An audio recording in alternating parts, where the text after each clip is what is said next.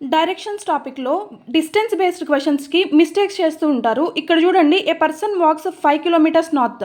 5 kilometres north అంటే ఏంటి? ఇక్కడ నుంచి స్టార్టింగ్ పాయింట్ అయితే నార్త్కి 5 కిలోమీటర్స్ ట్రావెల్ చేస్తే నెక్స్ట్ 12 కిలోమీటర్స్ ఈస్ట్కి ట్రావెల్ చేశాడు. 12 కిలోమీటర్స్ ఈస్ట్కి ట్రావెల్ చేస్తే ఫైండ్ ద షార్టెస్ట్ డిస్టెన్స్ అన్నారు. షార్టెస్ట్ డిస్టెన్స్ అంటే ఏంటంటే 5 + 12 17 అనుకుంటారు, బట్ ఇది కరెక్ట్ ఆన్సర్ కాదు. షార్టెస్ట్ డిస్టెన్స్ అంటే ఏంటి అంటే ఈ స్టార్టింగ్ పాయింట్ నుంచి ఇక్కడికి ఈ డిస్టెన్స్ మనం షార్టెస్ట్ డిస్టెన్స్ అంటారు. ఇది ఎలా ఫైండ్ అవుట్ చేయాలి అంటే మనకి పైథాగరస్ థీరం ఉంది కదా, ఏంటి side square plus side square equal to hypotenuse square.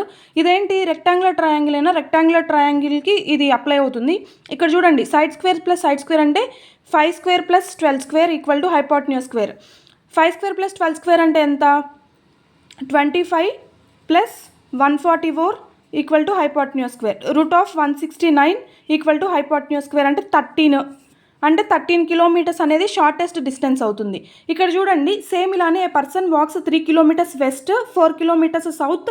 Find the shortest distance from this starting point. దీనికి ఆన్సర్ని ఫైండ్ అవుట్ చేసి కామెంట్ చేయండి.